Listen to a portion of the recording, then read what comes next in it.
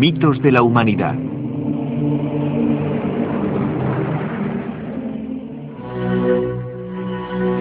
El Mahabharata.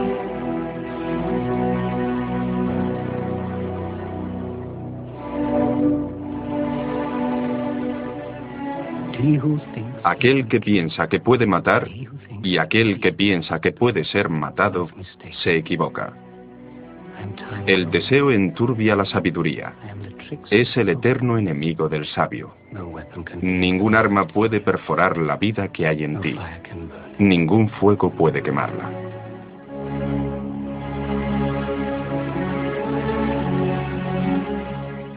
En Occidente a veces estudiamos las grandes obras de la literatura antigua, más bien por obligación que por puro placer. Homero, Shakespeare, nos parecen extraños, intelectuales, elitistas. El pasado no está vivo para la mayoría de nosotros. Hemos perdido nuestra conexión con él y nos sentimos extraños incluso en el mundo de nuestros abuelos. Es el precio que tenemos que pagar por el progreso que, en definitiva, es la creencia de que las edades doradas están siempre en el futuro, en la vanguardia. Ordenadores, medicina, ciencia. El pasado es una vergüenza. Nos avergüenza nuestra ignorancia, nuestras estúpidas supersticiones. Asumimos que es igual en todas partes, o pronto lo será. Paul William Roberts, viajero y escritor prolífico. Su libro más vendido en la India es El Imperio del Alma. El imperialismo del siglo XIX era muy diferente al de la actualidad, que se manifiesta en forma de multinacionales y bancos que actúan invisiblemente, y Hollywood que hace el resto. No interfiere directamente, pero no por ello es mucho más benigno que el antiguo. Al ocupar físicamente a las naciones, nos convertíamos en saqueadores. Por lo menos éramos más directos y honestos con nuestros objetivos en el tercer mundo, pero también mucho más brutales, ya que éramos más visibles y por tanto más vulnerables.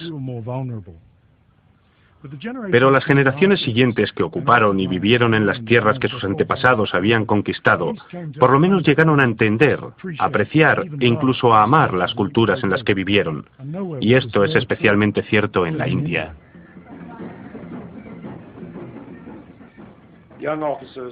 A los jóvenes oficiales o los funcionarios que llegaban por primera vez a sus nuevas casas entre hojas de palmeras y campos de arroz, o en el calor y el polvo de un acantonamiento del desierto, solían aconsejarles algún viejo sirviente indio bien intencionado, de que si querían entender la verdad, la esencia del lugar y sus gentes, debían leer simplemente un libro, el Mahabharata, la epopeya más antigua del mundo, con mucho, y con sus 90.000 versos, el gran poema épico más largo del mundo, superando a la Biblia y a todas las obras de Shakespeare juntas.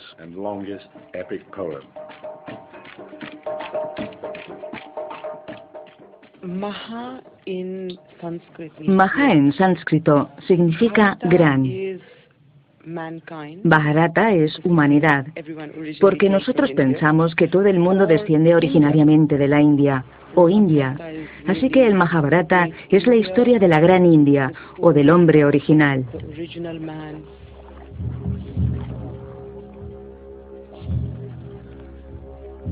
La gran India cuenta la historia de dos grupos de primos.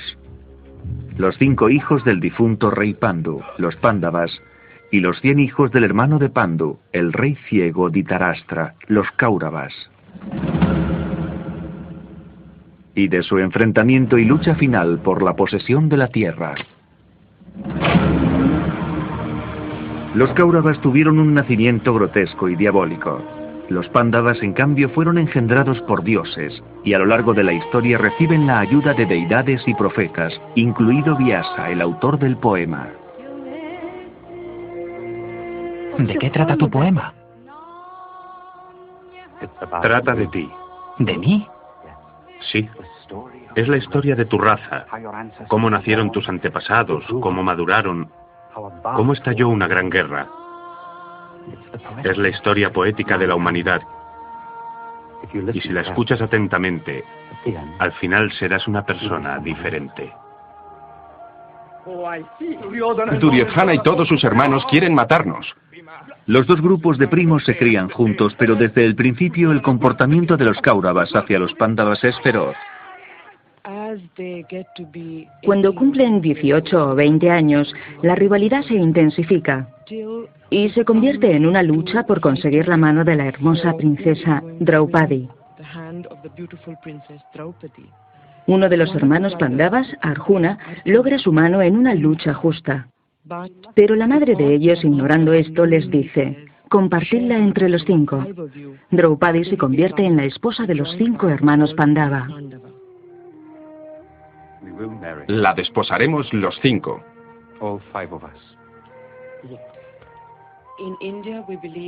En la India creemos que los 5 Pandavas son los 5 sentidos. Y tenemos una historia preciosa que dice que si los 5 Pandavas son los 5 dedos de la mano, Draupadi es la palma. Así es como se hace un poderoso puño. Sin la palma, los dedos nunca estarían unidos. En cada marido vemos una cualidad. El mayor es Yudhishthira, nacido de la rectitud y el conocimiento. El siguiente es Bhima, el hijo del dios del viento y supuestamente el hombre más fuerte del mundo. Después está Arjuna, que es el guerrero perfecto. Le siguen los gemelos Nakula y Sahadeva, las formas más elevadas de conocimiento y sabiduría. Cada uno de ellos es una parte del todo, pero cuando se unen se completa la naturaleza humana. Esa es nuestra visión de los Pandavas y Draupadi.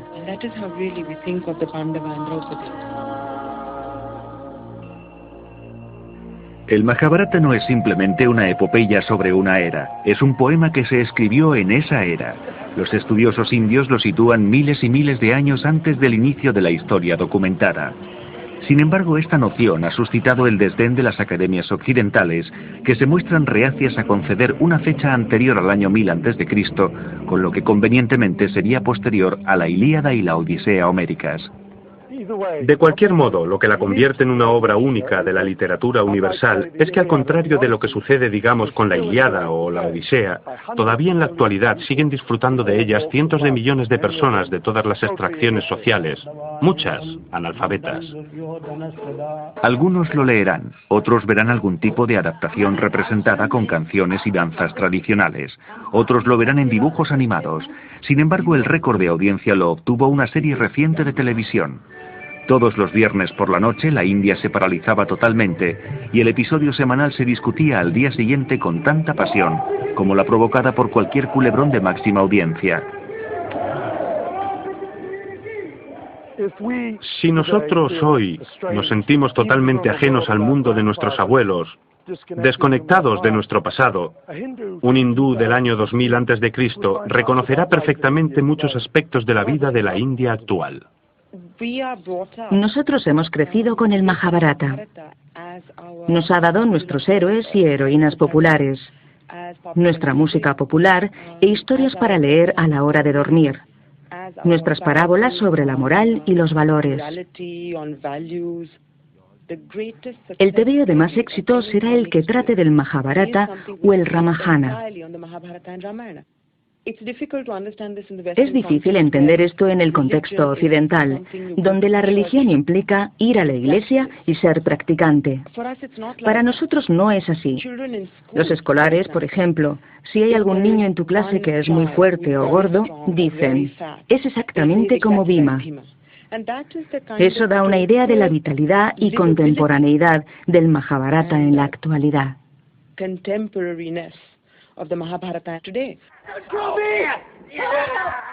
¿Pero un Bhima interpretado por un actor africano? Cuando fuimos a la India vimos muy claramente que no habría nada peor que copiar y hacer una reproducción falsa de lo que haría un indio, hecha por gente que no es india. En consecuencia, el director Peter Brook filmó un Mahabharata con actores de todas partes del mundo, con lo que logró que la epopeya fuera más asequible a todos los públicos. En todas las conversaciones que tuve con Peter, a menudo le preguntaba por qué trabajaba con un grupo internacional.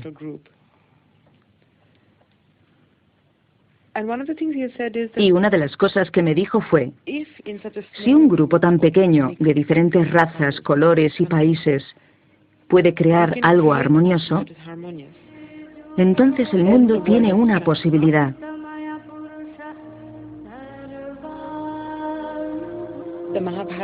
El Mahabharata trasciende todo. Trasciende el tiempo, el color, las razas, el lenguaje.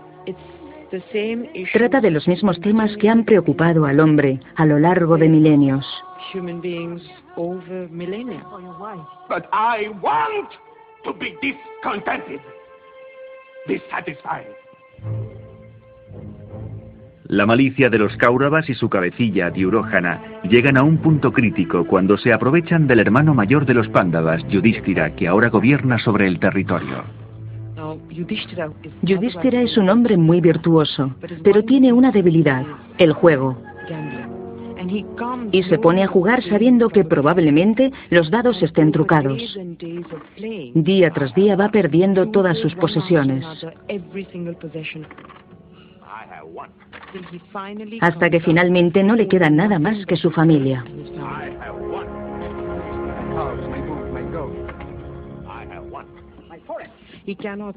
No puede parar, es como si estuviera poseído.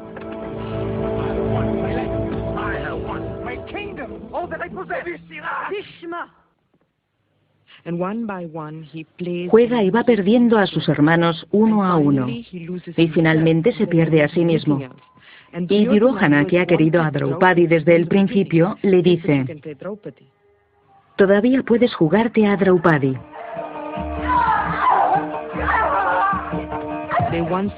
Vuelven a jugar y vuelve a perder. Los exilian a algún lugar de la selva donde nadie los pueda encontrar durante 12 años. Los Pándavas cumplen su parte del trato, pero su adversario, Duryodhana, no está dispuesto a devolver ni una mínima parte de su reino cuando regresan del exilio. Ni siquiera cuando el amigo de los Pándavas, el dios Krishna, intercede por ellos. Yudhishthira, que no quiere ir a la guerra, envía a Krishna a los Kauravas para que les diga: no quiero mi reino, me quedaré con 5 ciudades, o 5 pueblos, o incluso 5 casas, y evitaré la guerra. A lo que Duryodhana replica: no daré 5 pueblos, no daré un pueblo, no daré ni un grano de arena de la tierra. Que una cosa quede clara: tendrás tu gloriosa muerte. Si la tierra clama víctimas, veremos una espléndida masacre.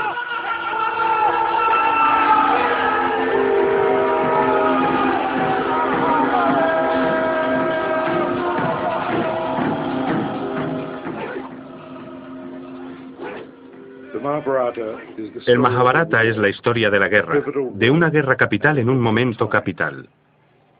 El libro indio más antiguo, el de los sagrados Vedas, divide la vida en ciclos de tiempos astronómicos llamados yugas, que determinan el verdadero carácter de cada ciclo. Simplificando, estos ciclos son 4 y duran cada uno 28.000 años, durante los cuales hay un progresivo declive en los valores hasta la corrupción. Entonces el mundo es destruido para ser creado una y otra vez.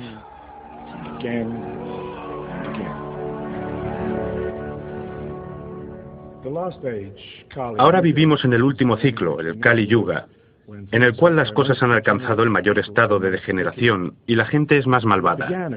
Pero según el libro de los Vedas, el ciclo empezó hace 14.000 años, con la gran batalla de Kurukshetra, alrededor de la cual gira el Mahabharata.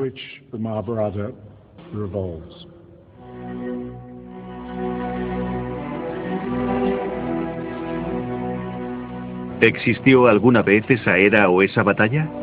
Si así fue, ¿cuándo y hasta qué punto es descabellado situarla mucho antes de la historia escrita como pretenden los estudiantes brahmanes? Es costumbre ver a los antiguos egipcios como la civilización continua más larga de la historia. Es una visión que hemos heredado de los griegos y los romanos, que en realidad conocían muy poco del mundo que había más allá del Mediterráneo. El primero en aventurarse en ese mundo fue Alejandro Magno, pero algo que encontró allí le hizo desistir de añadir la India a su imperio.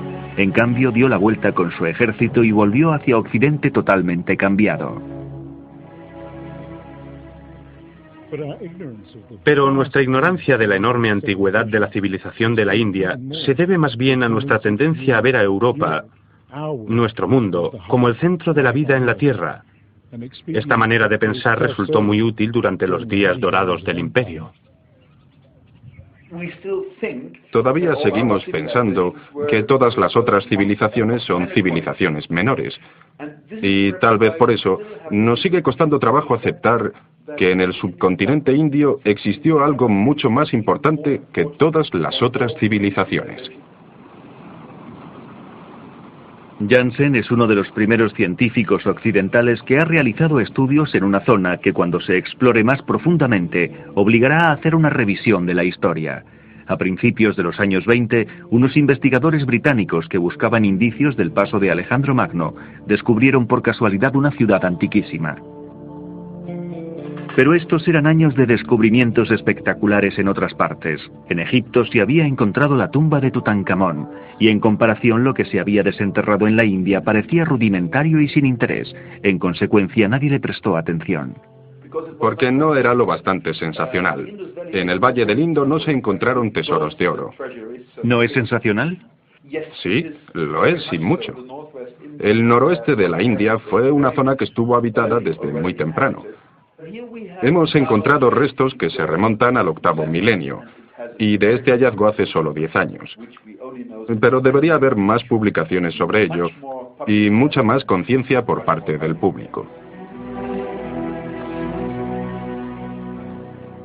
Centenares de ciudades que datan de hace 7, incluso 8000 años antes de Cristo. Milenios antes de Egipto o Mesopotamia, donde comienza nuestra historia. Mucho antes de que el primer faraón unificara Egipto, una enorme civilización se asentó entre dos ríos del Valle del Indo, el Indo propiamente dicho y el gran río Saraswati, que ya no existe. Uno de los centros era Mohenjo-Daro, que según recientes investigaciones es ahora el yacimiento arqueológico más grande del mundo. Mohenjo-Daro pudo fácilmente haber albergado a 70 u 80 mil habitantes. Se extendía hacia el noroeste de la India, cubriendo más de 1 millón de kilómetros cuadrados. Eso la convierte en la mayor civilización del tercer milenio, mayor que la de Mesopotamia e incluso Egipto. Solo ahora empezamos a entender mínimamente lo extraordinaria que fue esta civilización. Viviendas de 3 pisos con agua corriente, fría y caliente, un sistema de alcantarillado y calles amplias y elaboradas. Era un modelo de una sofisticada planificación urbanística. Pero hay un hecho que ha dejado perplejos a los científicos. No hemos encontrado restos de un poder absolutista, ya sea profano o sagrado, por ejemplo, como encontramos en Egipto, donde se aúna en la figura del faraón el poder divino y terrenal. Pero en lugar de esto, lo que tenemos son grandes ciudades, de 40, 50 o 60 mil personas, construidas con ladrillo, como se hace hoy en día, en una proporción de 1 por 2 por 4. No utilizaban ningún otro material, así que es una ingeniería muy moderna, y el pensamiento arquitectónico que hay detrás de todo esto sorprende. No podemos identificar templos o palacios. La estructura política debió de haber estado dominada en gran medida por los mismos ciudadanos. Si identificamos el concepto de civilización con el gobierno del pueblo, no hay duda de que esto sería la cuna de la civilización, sin duda.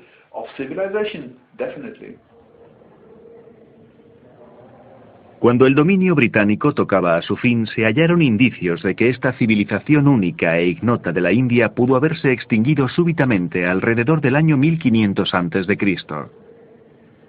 El descubrimiento de docenas de esqueletos apilados unos encima de otros llevó a este hombre, Sir Mortimer Wheeler, a pensar que una masacre había terminado con la ciudad de Mohenjo-Daro y que toda la civilización del Valle del Indo había sucumbido violentamente a manos de una raza invasora y superior, los arios. Wheeler era un general británico que había sido destinado a la India para dirigir el servicio arqueológico. Tal vez sus orígenes militares le llevaran a concluir que los arios, un pueblo de piel blanca venidos de Occidente con caballos y carros, habían destruido la civilización del Valle del Indo tan completamente que, citando textualmente, no dejaron nada salvo el nombre.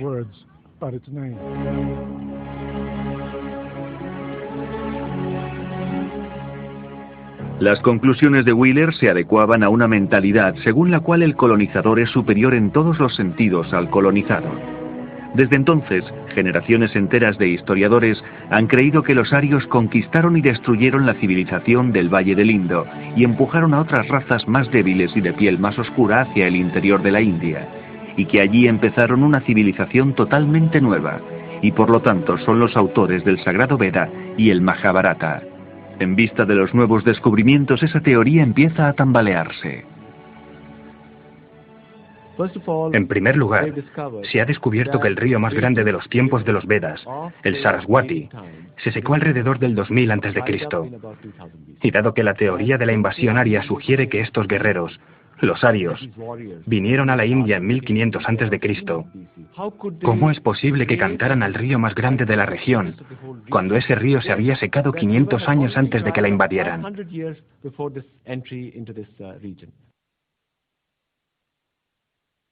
Tampoco los esqueletos del Mohenjo-Daro aportan prueba alguna.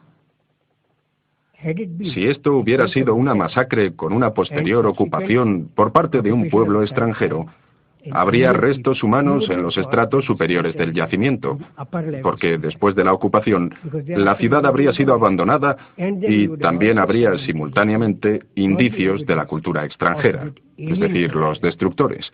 Pero no hay indicios arqueológicos de ese tipo. Ninguno. No fue el choque de la invasión, sino el cambio climático lo que acabó con el esplendor de las ciudades del Valle del Indo. El gran río Saraswati se secó.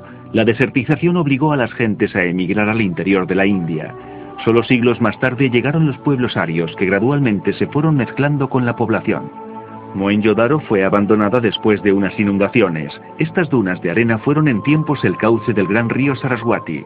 El epicentro de la India se trasladó al este, en el poderoso río Ganges.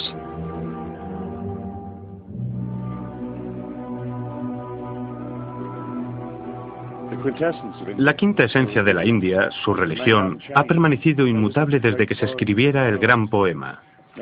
Ningún invasor o colonizador logró jamás acabar con ella, es más, muchos, como los invasores arios del norte, sucumbieron a su magia, fueron absorbidos por sus grandes enigmas.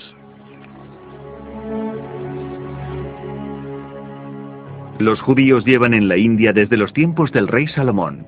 La India se distingue por ser el único país del mundo en donde no han sido nunca perseguidos.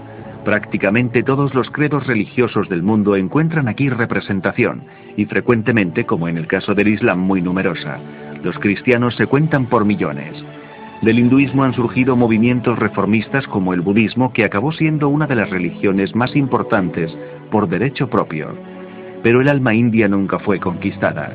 El libro de los Veda y el Mahabharata son el producto de una antigua civilización imperecedera, cuyo alcance solo ahora empezamos a comprender.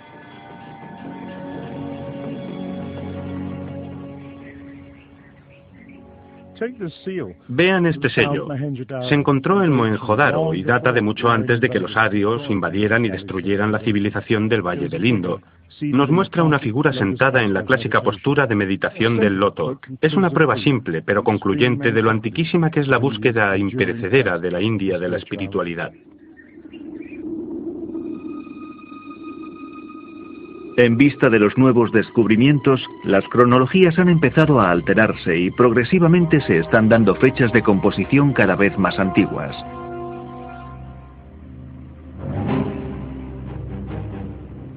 Cada vez existen menos razones para no creer en la cronología tradicional, que sitúa la composición del Mahabharata en un pasado mucho más remoto, lo cual, después de todo, es el sentir del pueblo cuya historia se narra en el poema.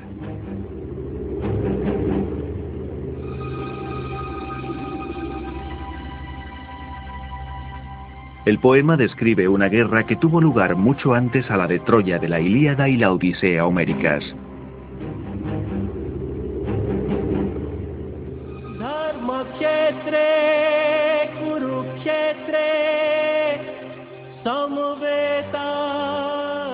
El conflicto entre Pándavas y Kauravas puede parecer un tema muy simple, pero su fascinación reside en el hecho de que todos los intereses individuales, conflictos personales y dudas éticas que surgen pueden compararse al desmoronamiento de una familia o a la desintegración moral de un hombre. Por encima de todo, la épica formula las bases de la filosofía religiosa y del pensamiento indio. Prácticamente al mismo tiempo que se creaba el núcleo del Mahabharata, se desarrollaba el hinduismo como una forma de filosofía. De manera que en algún momento el relato y la religión, la filosofía y la historia moral acabaron mezclándose en una sola historia.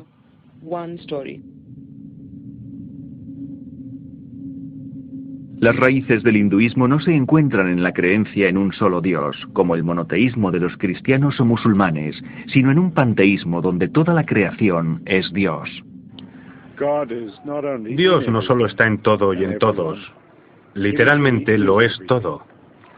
Porque, como pregunta el Mahabharata, ¿va a ser distinta en esencia una gota de lluvia del vasto océano en el que cae y se desvanece?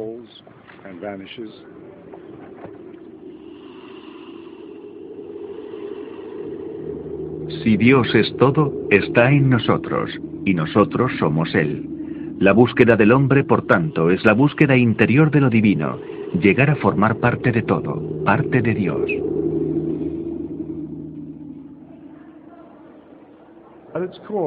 En el fondo, en Occidente llamaríamos a esto filosofía más que religión. Y de esta filosofía, demasiado austera y de difícil comprensión para la mayoría, nació la pasmosa diversidad de hinduismos, en los que hay un número estimado de 36 millones de dioses y diosas.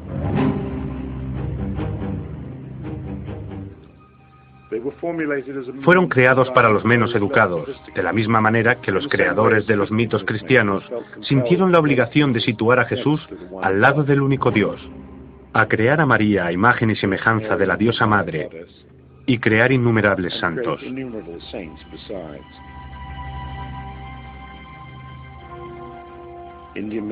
La mitología india es como un espejo que refleja el deseo de los corazones de todos los que se miran en él.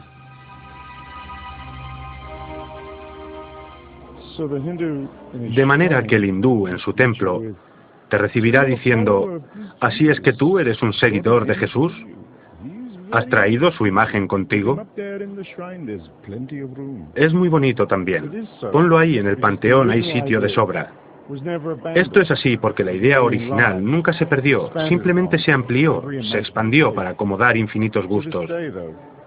Pero hasta ahora, hoy en día, un hindú en el fondo solo cree de verdad en un Dios indescriptible, creador de todo, incluso de ti, y al cual todo vuelve. No es el Padre de los cristianos que está en el cielo, sino en nuestro interior, en todas partes, en todas las cosas. A veces se le conoce como Paratman. Atman significa el alma individual. Param significa supremo, es decir, el alma suprema.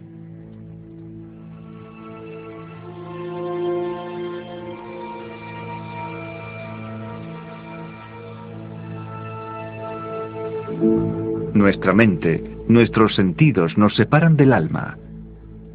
Nuestros deseos, con los que modelamos el mundo de nuestro alrededor, nos distancian de lo divino.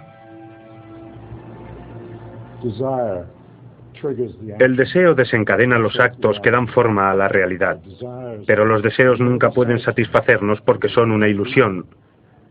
Es lo que los hindúes llaman Maya, la ilusión, que es tanto el arquitecto como la sustancia de este mundo. Pero quiero estar descontento, insatisfecho. Y así, el Maya, el deseo, alimenta los celos y el odio de los Kauravas. Su palacio es incomparable y se lo construyó Maya, el arquitecto supremo. Un palacio de ilusión donde los pensamientos se hacen realidad. Arjuna me dijo: mira esos muros de cristal. Y los vi. De pronto me choqué contra un muro invisible. Arjuna rió y me dijo: es la obra maestra de Maya. Piensas en un muro y el muro aparece. Sigo adelante. Bhima me grita: cuidado, hay un estanque delante de ti. Un estanque. No veo ningún estanque y sin embargo mis pies están mojados. Corro, abro la puerta. No hay tal puerta. Me choco contra una pared y me hago daño.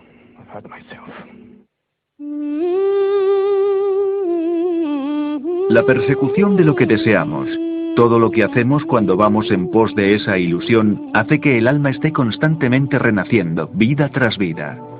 Una gran rueda que pone en movimiento un ciclo eterno de nacimiento, muerte y resurrección sin fin.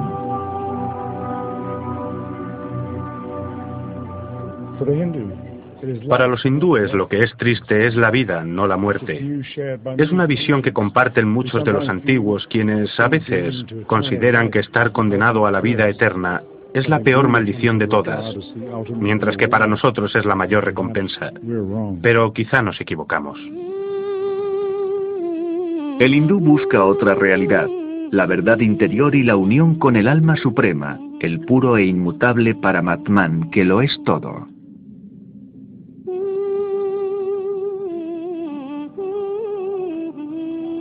En un plano sencillo, Paramatman se convierte en una trinidad en la que el alma suprema se transforma en Brahman, que se asemeja al Dios Padre. Otra expresión del alma suprema es el segundo ser de esa trinidad, Shiva, el destructor de mundos, el que limpia el suelo para que todo pueda volver a empezar. En él se reconcilian los polos opuestos de la existencia, la vida y la muerte. Como señor de la danza, baila a los formidables ritmos de la creación y la destrucción.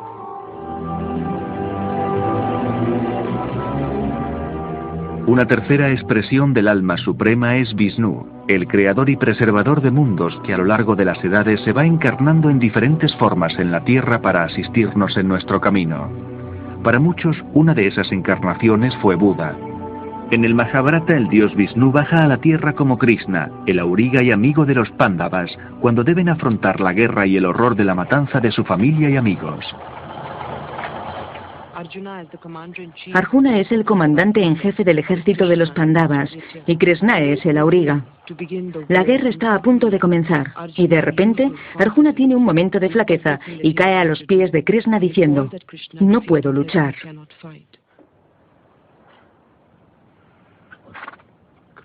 Krishna, me fallan las piernas. Tengo seca la boca. Me tiembla todo el cuerpo. Mi arco se me escurre de las manos.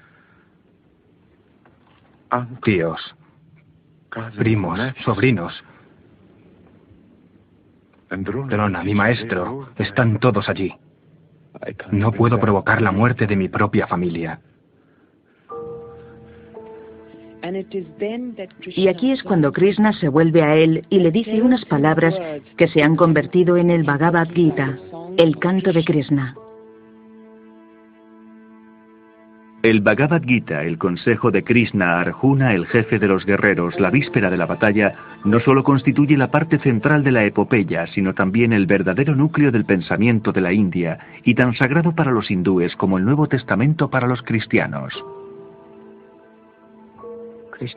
Krishna condujo a Arjuna a través de los enmarañados bosques de la ilusión, a través de todas las fibras de su espíritu. Le enseñó los mecanismos más profundos de su ser y el verdadero campo de batalla, aquel en el que no necesitas ni guerreros ni flechas, aquel en el que cada hombre debe luchar solo. Le enseñó el misterio del mundo. Habló durante tiempo, mucho tiempo, mientras los dos ejércitos se preparaban para destruirse mutuamente. El Bhagavad Gita es la esencia de todo lo que es el hinduismo, y es la exhortación de Krishna para que Arjuna acometa la acción correcta y tenga los pensamientos adecuados. La acción correcta o dharma es el principal motivo del Mahabharata. Vyasa, ¿por qué estás inventando este poema? Para grabar el Dharma en el corazón de los hombres.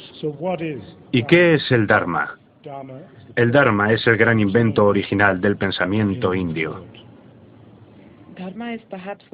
Dharma es quizás una de esas palabras del sánscrito intraducibles, con múltiples significados, ninguno de los cuales es sinónimo.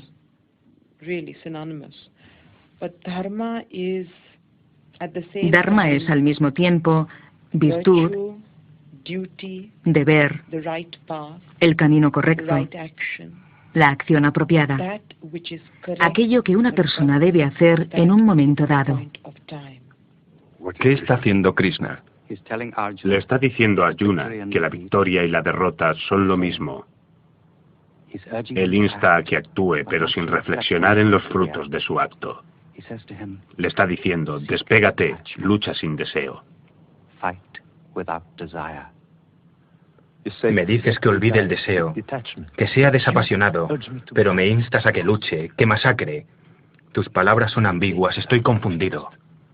Krishna le responde, No te retires hacia la soledad. La renuncia no es suficiente. Debes actuar, pero la acción no debe dominarte. En plena acción, debes permanecer libre de ataduras.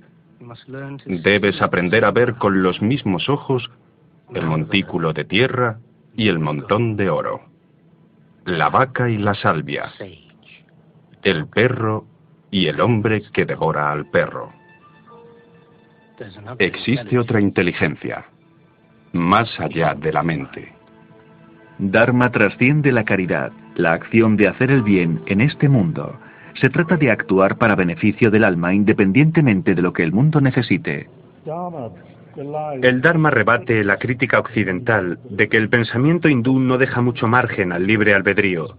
Es decir, el hombre está sujeto a la rueda del destino, a la rueda de la reencarnación que gira, y gira, y gira, y gira.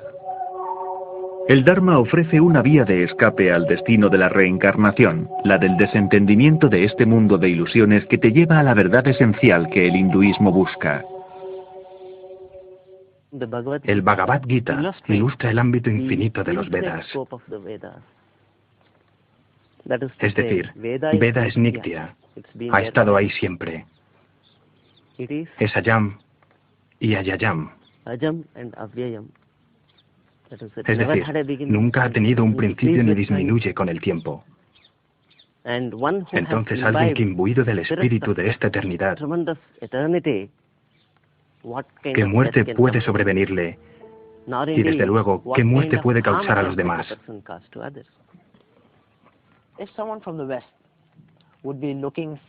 Si alguien de Occidente buscara la santidad de la que habla el Bhagavad Gita, ¿dónde tendría que buscar?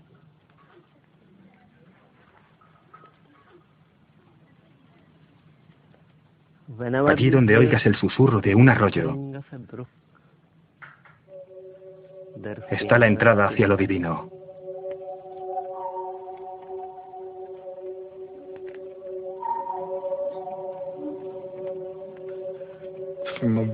Desde un punto de vista occidental, es imposible entender que el sino, el destino y el libre albedrío pueden coexistir. En la mente occidental, si hay destino, no puede haber libre albedrío. Si hay libre albedrío, no puede haber destino. El Mahabharata elimina eso y te presenta algo muy diferente, que es que la libertad existe en una manera bastante distinta y consiste en que cada persona sea una misma o no lo sea.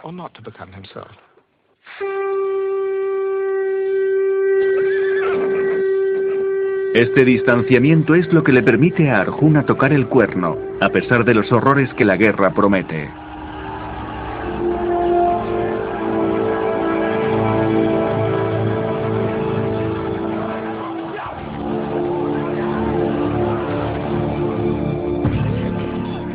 Los Pándavas acabarán venciendo, pero será una victoria que les preocupará profundamente.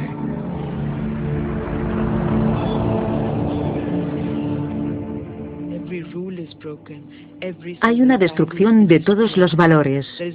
No hay diferencia entre los buenos y los malvados. No hay diferencia entre el enemigo y el que no lo es.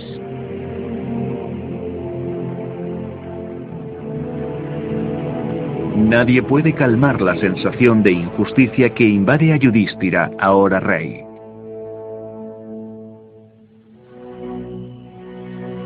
Finalmente los Pándavas deciden que ha llegado la hora de que ellos también dejen el mundo y se embarquen en el gran viaje adentrándose en el frío norte en busca del cielo. Uno a uno caen en el abismo y perecen.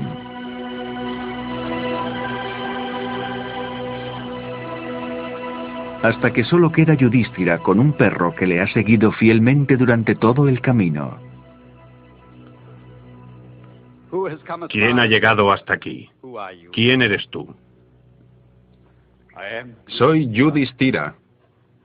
Estoy buscando la puerta del paraíso. Has demostrado ser un buen rey. Abandona a este perro y entra. No puedo dejar a este perro. ¿Por qué? Me ha seguido todo el tiempo desde que dejé la ciudad. El paraíso no está abierto a perros. Déjale. ¿Abandonar a una criatura que me quiere, que está indefensa? No puedo.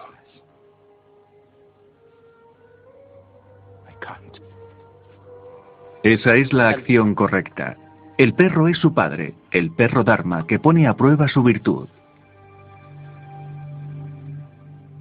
En el cielo le aguarda otra prueba a Yudhishthira al encontrar allí a sus enemigos, los Kauravas, los cuales se mofan de él. Sus hermanos están en el infierno. Entonces Yudhishthira decide que allí es donde quiere permanecer.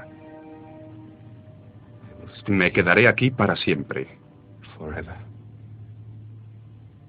Con mi familia.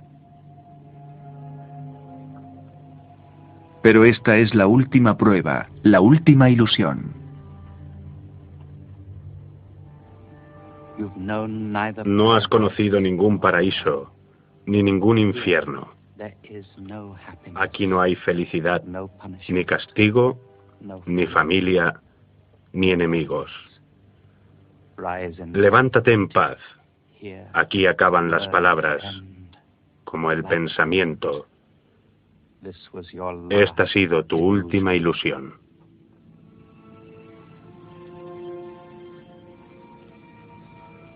Así acaba el Mahabharata.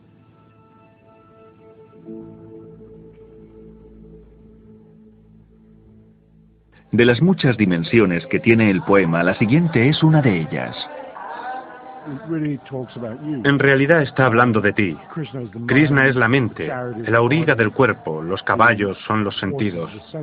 Arjuna es el alma individual. Es relevante a la condición espiritual de cada persona en cualquier momento de su vida.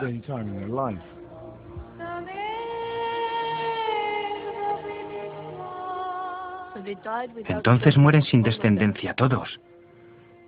Pero me has dicho que el poema cuenta la historia de mi raza.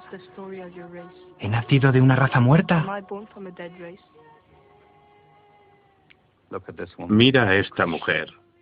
Krishna le salvó la vida a esta niña porque su sangre es la sangre de Arjuna, su amigo. Pasarán los siglos y tú descenderás de esta mujer.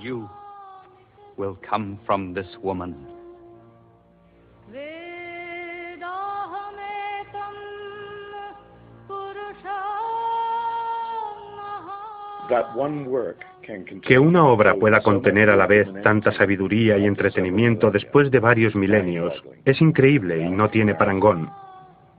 Aunque la Ilíada de Homero, así como el Nuevo Testamento, fuera tan popular hoy en día como lo fue hace 2000 años, aún así no podría compararse con el poema atribuido a Vyasa. En comparación, hasta Shakespeare es un peso pluma.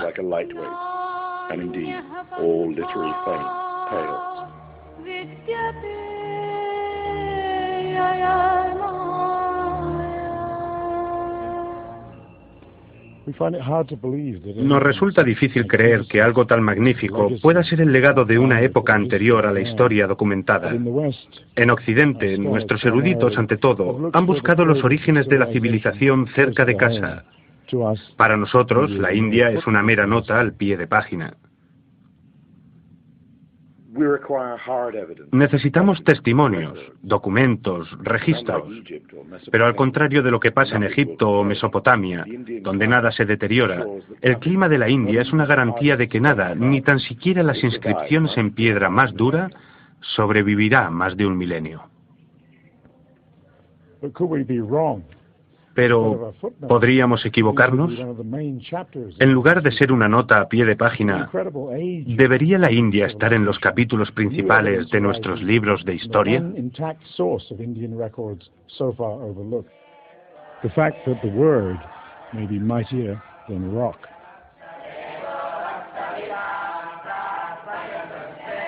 El poema pasó de generación en generación durante muchas eras antes de que fuera puesto por escrito. Gracias a complicados ejercicios, los versos han podido ser recordados con una asombrosa exactitud.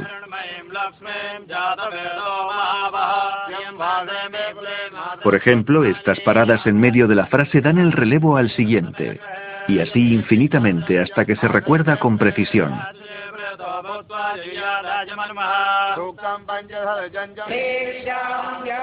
Las palabras se cantan, tienen rima y ritmo.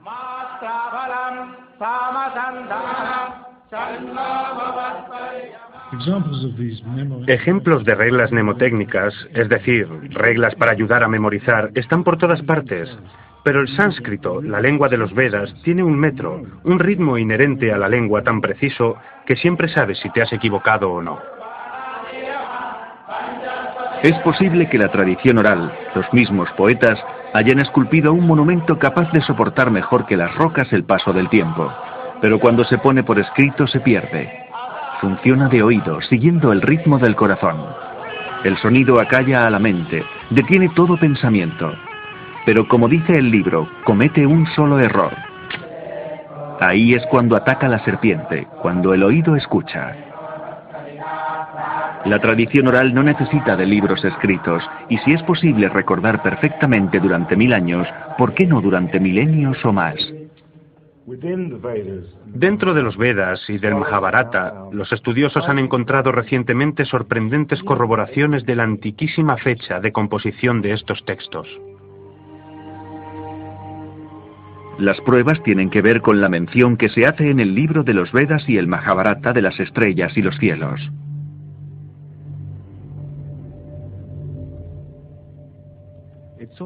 Está comprobado que los rituales de los Vedas expresaban conocimientos de astronomía. Cuando se analiza este conocimiento, se llega a la conclusión de que la observación de los cielos era una tradición muy viva y desarrollada.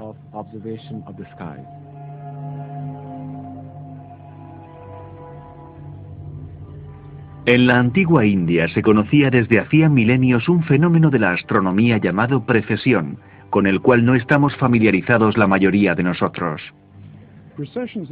La precesión no es tan difícil de explicar. ¿Recuerdan qué es esto? Es una peonza. Imagínense que es la Tierra que gira alrededor de su eje, lo cual nos da los días y las noches. Pero al mismo tiempo hay un movimiento de contrarrotación, un desplazamiento. El eje de la Tierra se desplaza cada 26.000 años. Desde la Tierra, este bamboleo hace que parezca que las estrellas y las constelaciones viajen por los cielos. Detrás del sol del amanecer, las vemos cambiar cada poco más de 2000 años. Nos referimos a Piscis, Aries y Tauro.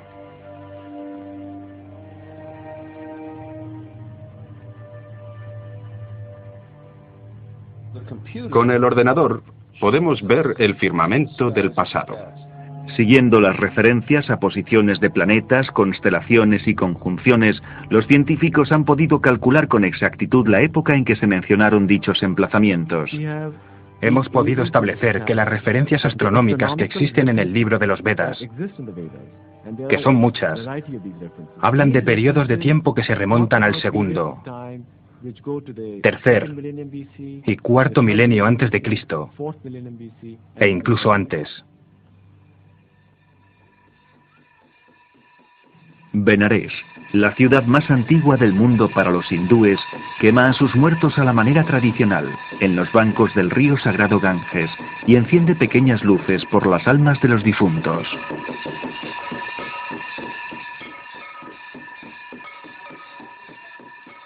Si el Mahabharata tiene algún mensaje que transmitir, sin duda es que el hombre debe preocuparse ante todo por buscar la paz interior y la verdadera felicidad, la cual no está aquí en este mundo. Entender esto es la clave para entender la esencia del pensamiento indio. La indiferencia por las posesiones materiales, algo muy evidente aquí, pero que a los ojos occidentales es un crimen, es producto del conocimiento intrínseco de que cualquier cosa que ganes en este mundo la perderás en el momento en que tu cuerpo se reduce a cenizas, se funde y desaparece en el aire. Entonces, ¿para qué preocuparse demasiado por cosas efímeras? Puede que esto sea una receta para la pobreza, pero también lo es para acumular el tipo de riqueza que uno puede llevarse consigo al otro mundo.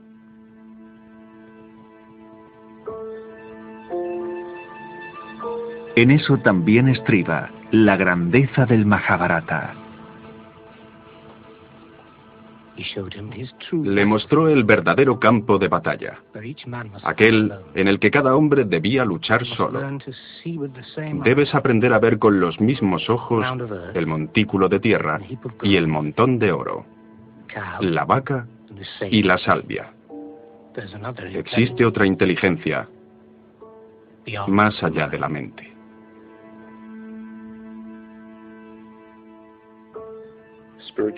Parece que la ciencia del espíritu, la técnica exacta para la autorrealización y la liberación, ha sido una parte de la sociedad india desde muy antiguo.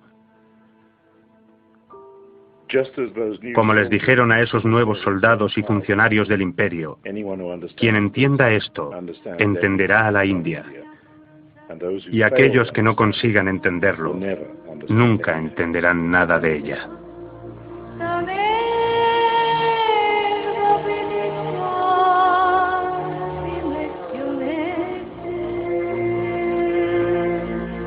Non